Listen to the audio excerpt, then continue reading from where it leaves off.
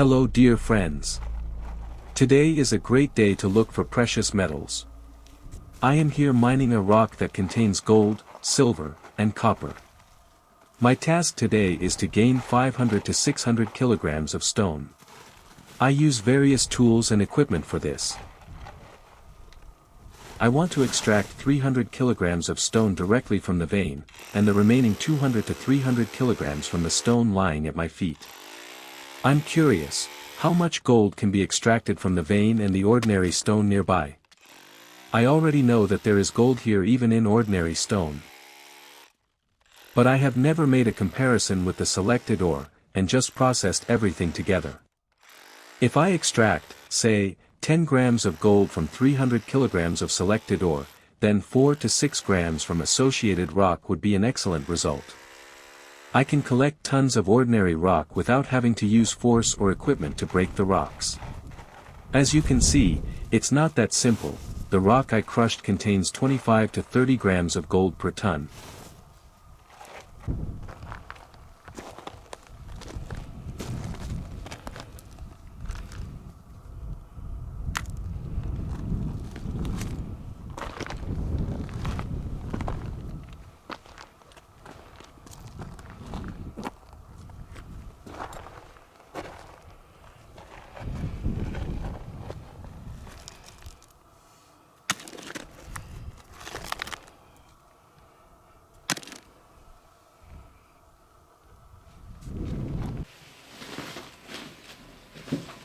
A few days have passed and it's time to extract the precious metal.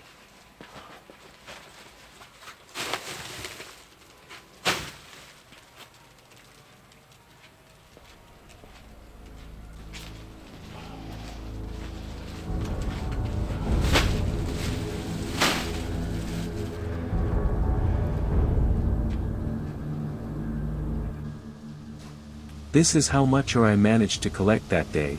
I think it was 500 or 600 kilograms.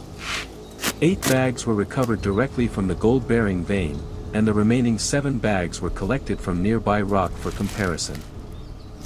In this video, I'll process only 8 bags of select stone from the vein. And in the next video, I'll process the rest of the stone, and then you'll see what the difference in content is. I do not have steel balls for the mill, so I will use such iron blanks with a diameter of 80 mm and a weight of 30 kg for grinding, 6 pieces.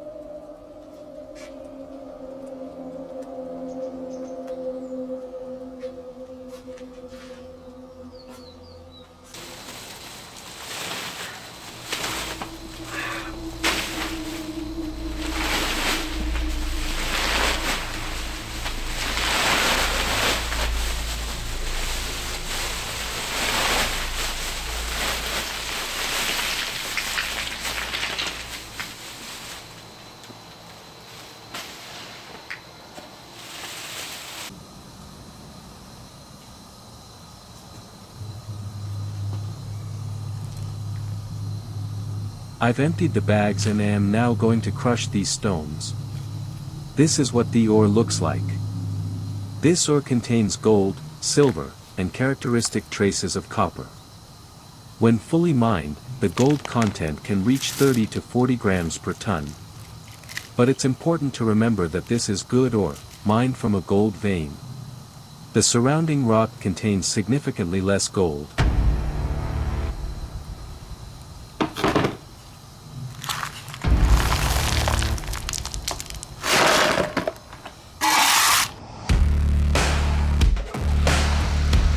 Nothing complicated, I turn on the crusher and initially crush the stone.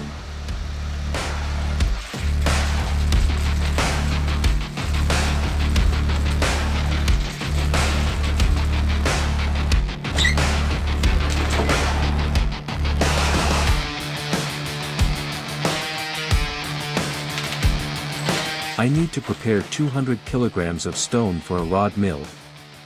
This is what the initial grinding stage looks like. The result is something like construction aggregate. Then comes the second stage of grinding, otherwise there will be significant gold losses.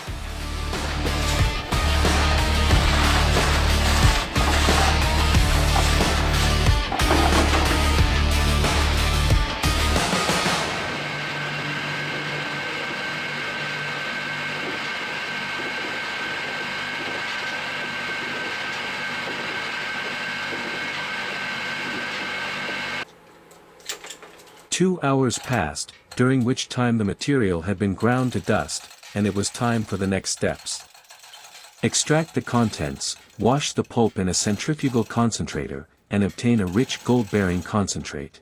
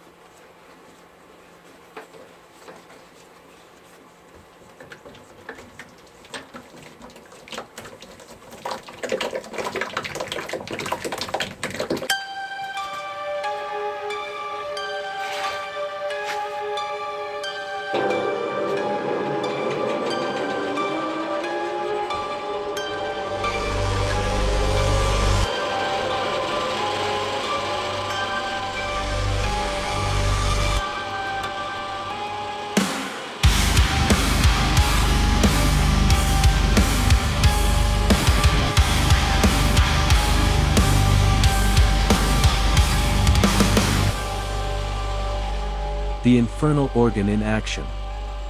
I'll need to show you what this device looks like from the inside, but not today. Let's wait a bit, there aren't enough viewers on this forum right now. I think I'll show you the plot in 10th video and tell you how this super tool works. I think this information will be useful to many, but for now, all you need is patience. Dear viewers, please note the color of the concentrate. It's a dark chocolate color. The centrifuge successfully captures heavy particles of various metals and minerals. I washed 100 kilograms of pulp in 10 to 15 minutes, that's half the volume. And I obtained a valuable concentrate containing gold. I will wash the other half in the same way using this centrifugal device.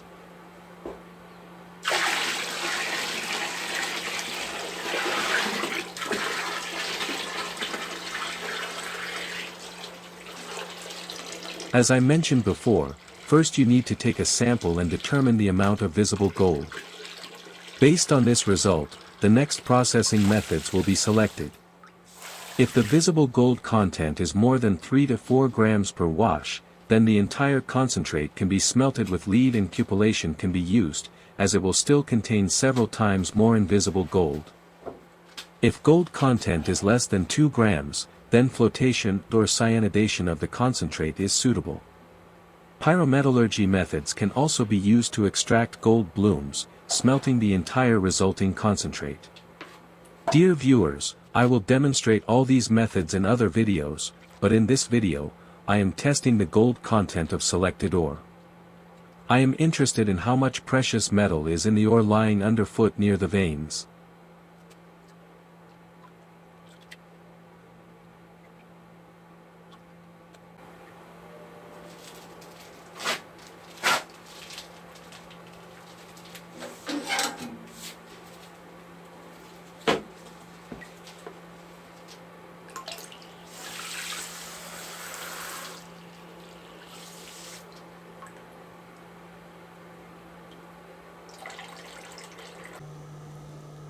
Let's take a closer look.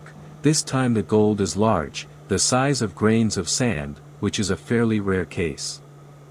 I like the super good result. I still have half of the pulp left, which I will also wash in a centrifuge, and then I will extract all the coarse gold from the concentrate using a mining tray. It is very difficult to get rid of the brown slurry. The particles are dense and very heavy, only slightly inferior in weight to gold. It is difficult to get rid of this slurry.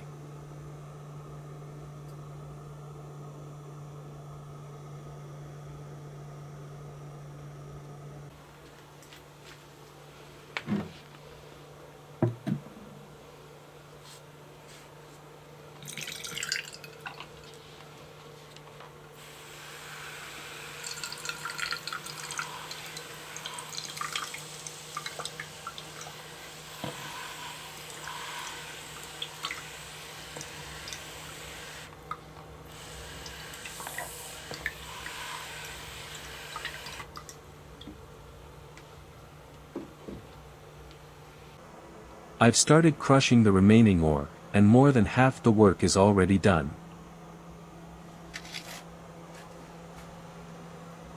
Some time passed, and I washed all the concentrate from the centrifuge using a sampling pan, and I was able to recover all the coarse gold.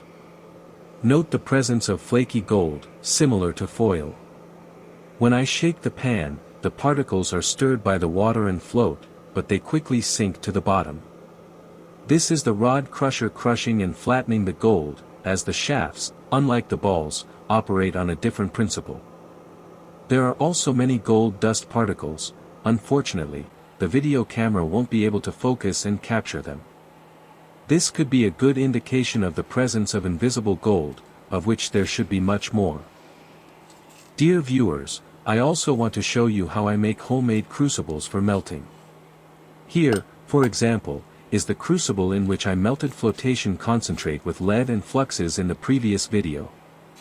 This crucible is made from a ceramic teacup, simply coated with a mixture of white quartz sand and fire clay.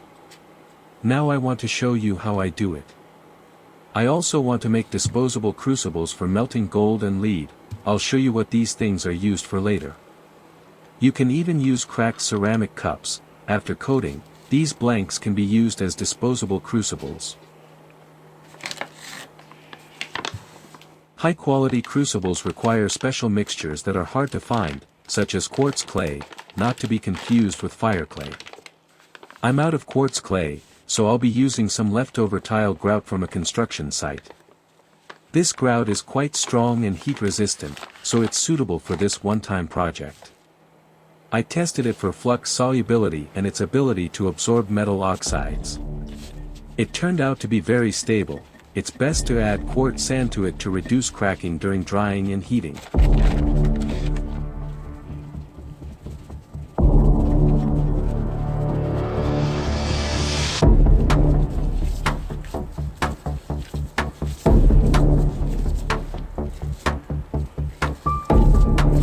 Now you need to mix this mixture with water until it resembles Play-Doh. You don't need to liquefy it.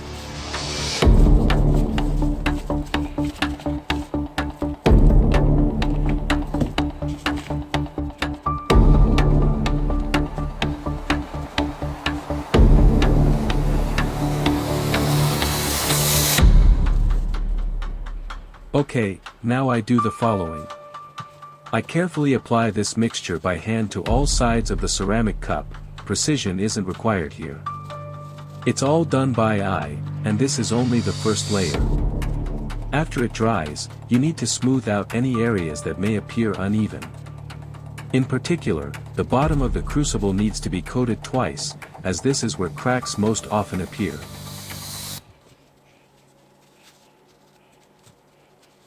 These homemade crucibles are a great way to melt precipitates and concentrates.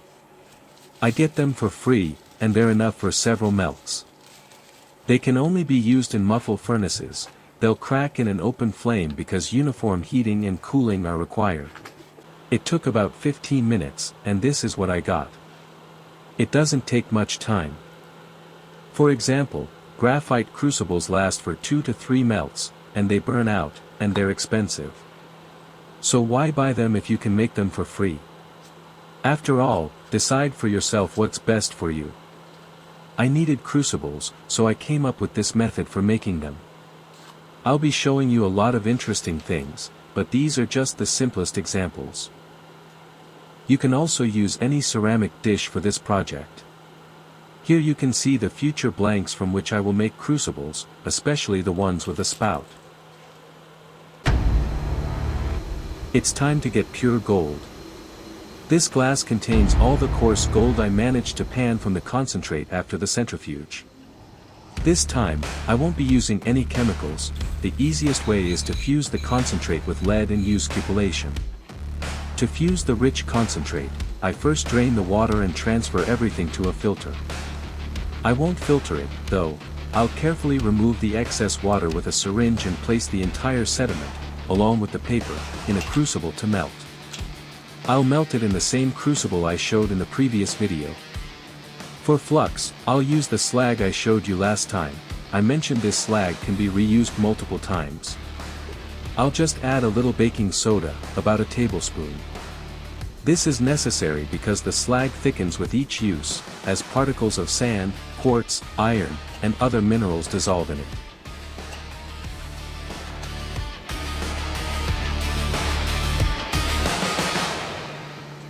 I'll be smelting this rich concentrate. Chemistry is a waste of time, I need results quickly and immediately. And some quick information for you, this red mud in the sediment has the ability to partially absorb gold.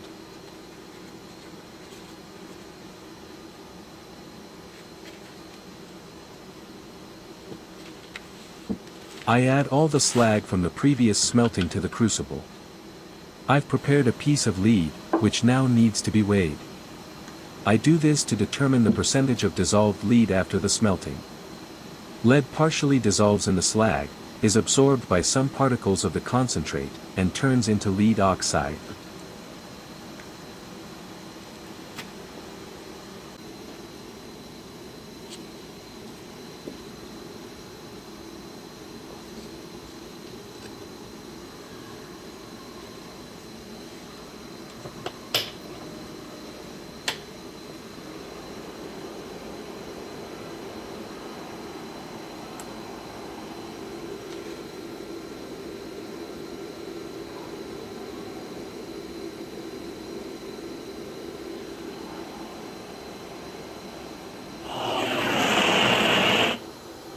Two hours passed, the crucible reached the required temperature of 800 to 900 degrees, and I waited another 30 minutes for the contents to fuse thoroughly.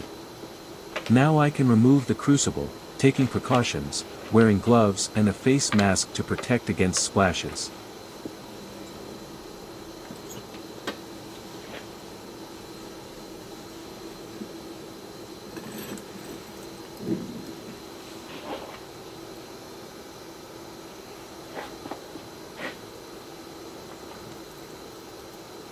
Everything fused perfectly, the crucible didn't crack, and the slag was very fluid, which means everything was successful.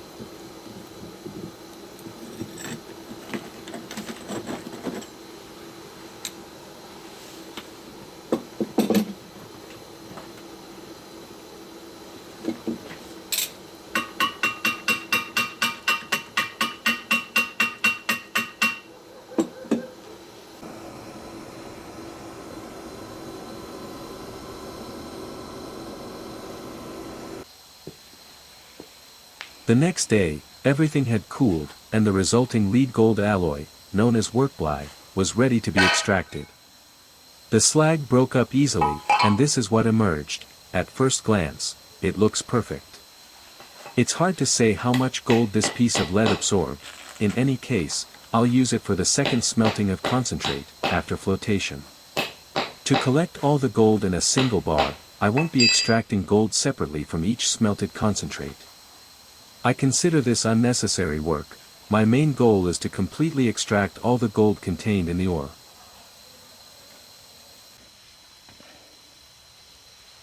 Next, I carefully examined the ingot's appearance and wanted to weigh it. Excellent, the scale shows 102 grams and 37 milligrams, while the original weight of the lead piece was 101 grams, and I don't remember how many milligrams. It doesn't matter, a small percentage of the lead has partially dissolved in the slag, which is visible by its greenish tint. I deliberately placed samples of the dross on the table to show you that the lead has partially dissolved. This bar weighs more than the original weight of the lead, plus a small percentage has dissolved, which means this bar could contain 5 grams of pure gold, maybe more. Now I'm about to extract gold from the centrifuge concentrate, which contains gold dust. I'll use simple flotation. This method allows me to extract all the gold remaining in the pulp. To begin, I simply stir the solution and let it sit for a few minutes.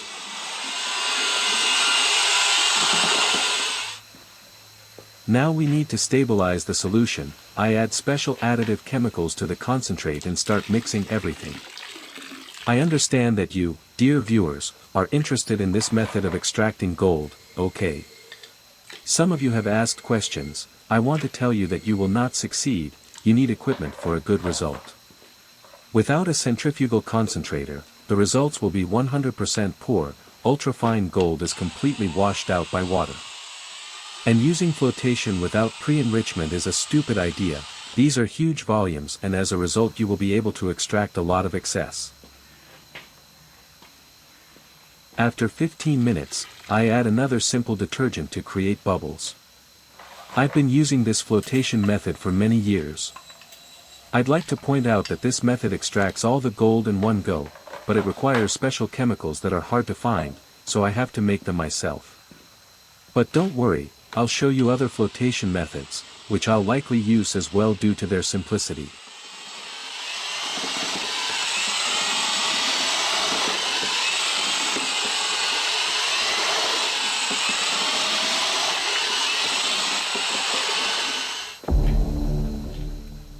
The pulp sat for a few more minutes, and now I'll add diesel fuel, which in this case wets the non-ferrous metal particles and acts as a collector.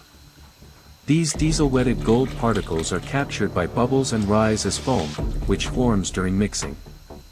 Dear viewers, this flotation method is quite difficult to access, but effective. In the next video, I'll demonstrate a different flotation method used in non-ferrous metal mining. I'll again use diesel fuel as a particle collector, but using a different principle.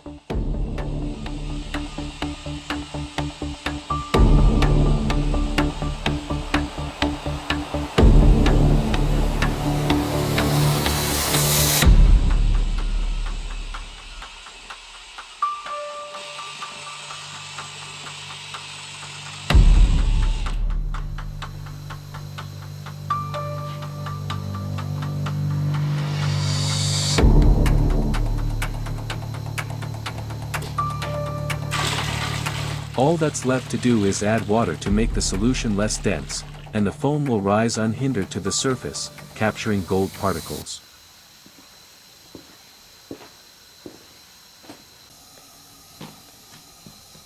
This is what the foam looks like up close. It seems like there's a lot of it now, but after filtering and firing, it will be significantly less.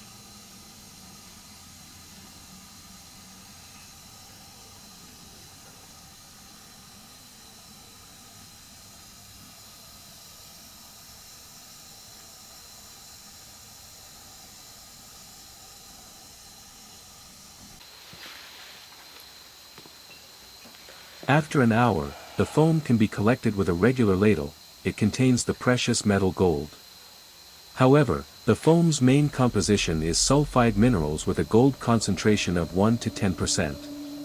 At the end, the solution can be further mixed with a mixer, after which a small part of the foam still forms on the surface.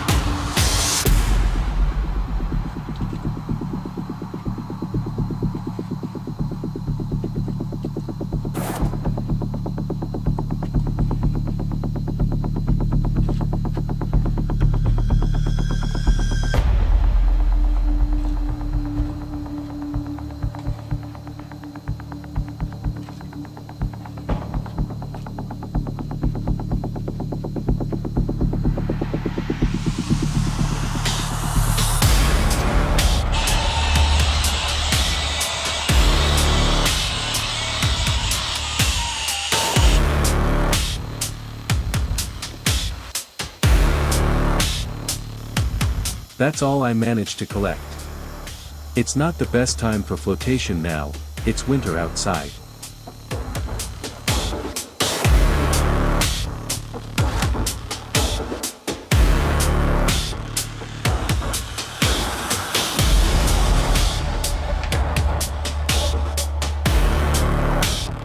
After a while, I collected the remaining foam and it's time to filter the flotation concentrate. I'll be filtering it through regular newspaper, which will take some time.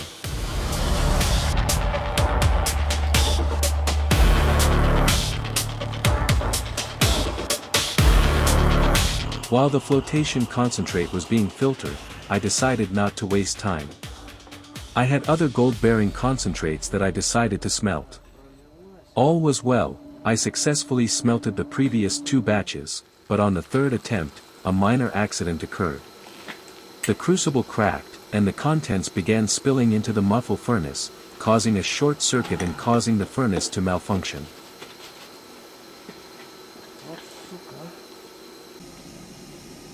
Meanwhile, I made this interesting thing. This is another way to melt various materials, and unlike the previous options, this one won't crack or spill. It's a conical frame made from scrap metal, and for the inner lining, you can use leftover tiles, of which I have a lot. Here's how it's assembled, but first, you need to coat each tile with quartz clay or other heat-resistant mixtures. I've used this thing for melting many times, and it's never cracked, and it's quicker and easier to make.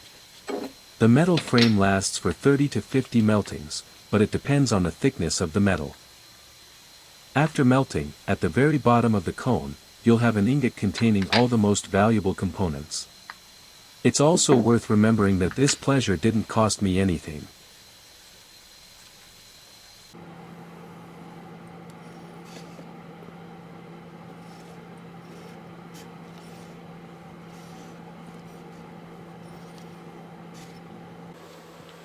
Meanwhile, the flotation concentrate is ready. I'll carefully transfer the filter with the sediment to a metal brazier. I'll roast this flotation sediment in a sauna, but an open fire will do just fine.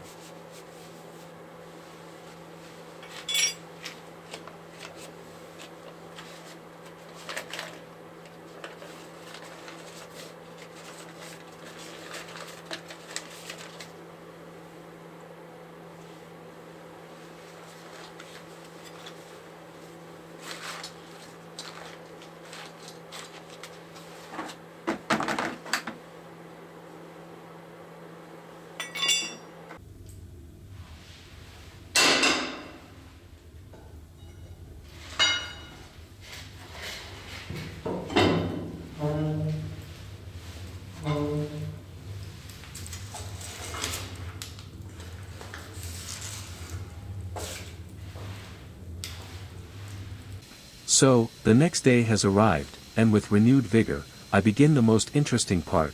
I'll smelt this rich concentrate using a piece of lead, the alloy obtained during the first smelting. It already contains some gold, plus a little more from this batch. First, I'll add caustic soda, sodium hydroxide, to the roasted concentrate. This will help thoroughly smelt it. I will melt in this cone shape, which I showed earlier. I rubbed the seams with tile grout. According to the idea it is a disposable crucible, but I want to try to use it a second time. Usually, after melting, I change the inner lining of the tile plates, because the sealed seams are slowly dissolving. I'll add this residue as soon as the first batch has melted. There's no need to fill the container to the top. And I'll use the slag left over from each melt as flux.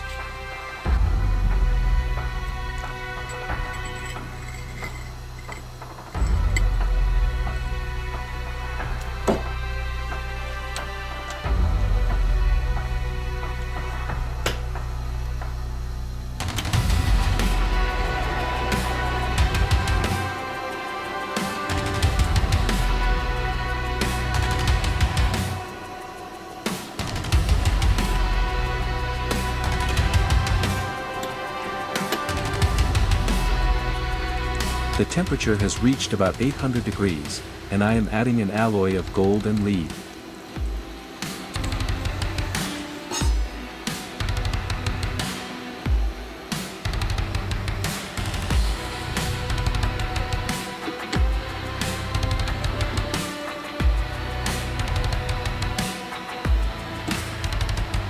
The first batch was successfully fused, the inner ceramics did not burst, and I add the remains, which I wrapped in newspaper.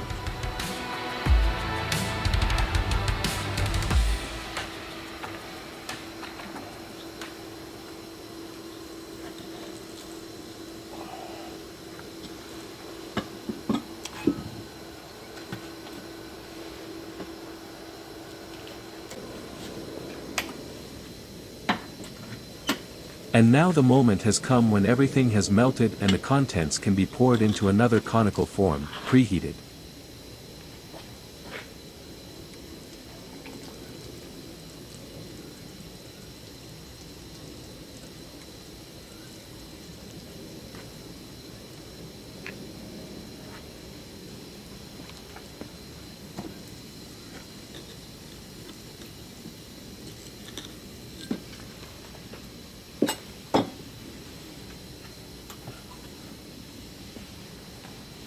Everything has cooled down, and I'd like to show you the conical crucible I used to melt the flotation concentrate. The inner lining looks great, enough for many melts, but the sealed seams, as you can see, have already dissolved from the sodium hydroxide. Still, I could try using it a second time. I'll check. A simple strike on the floor extracts the most valuable part, a piece of lead containing all gold extracted from that pile of rock.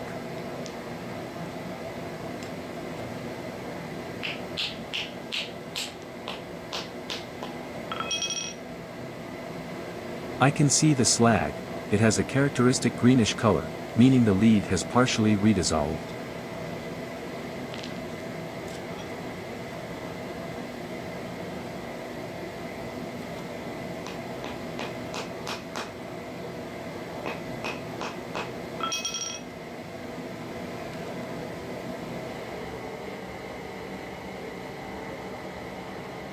My favorite stage of the process has arrived. Cupellation.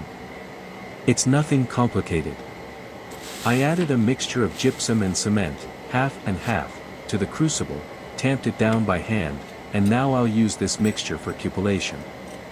The end result will be pure gold, and the lead will be absorbed into the cupellation. It's fast and lossless, unlike chemical methods.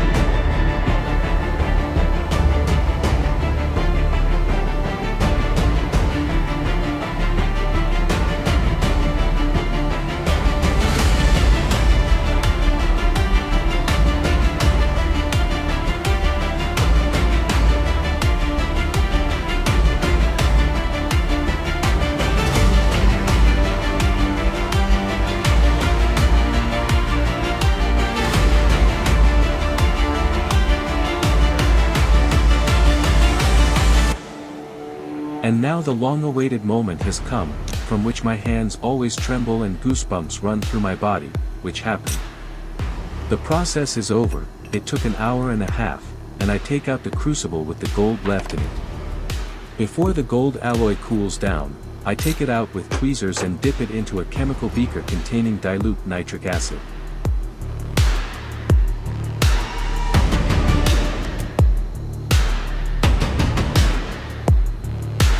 It needs to be boiled in nitric acid to get rid of the lead oxide that sticks from below, but I weigh it first.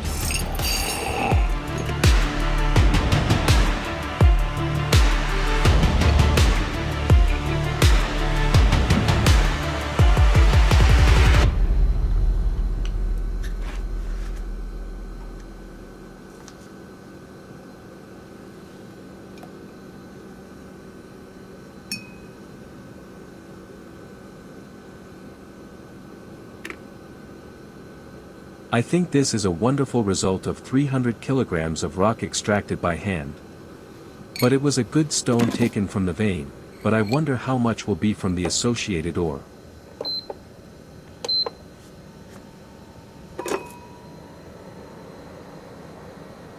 That's where the video ends, dear viewers. Happy New Year everyone. I'll try not to disappear for too long. I think I'll pop up once every 10 days and show you something new and interesting. As you can see, extracting gold from ore is no easy task. It requires a variety of equipment, knowledge, and patience.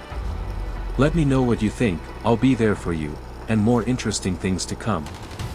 This channel was created to bring together a community interested in gold prospecting and mining. After 10 minutes, This piece of gold is clean and ready for the final weighing. An excellent result, almost 13 grams of 850 karat gold, containing 85% pure 20.4 karat gold. The bar is light yellow, very pure, natural gold is immediately visible. This is the same gold that humanity mined throughout history, until the modern age and the discovery of chemistry. I consider natural gold the most beautiful, and there's no need to make triple nines out of it. Look at its noble color, it already shines like the sun. In the future, you'll be able to contact me directly via WhatsApp, and we'll also be streaming and chatting live on this channel. Until then, dear viewers, and I wish you successful prospecting in the new year.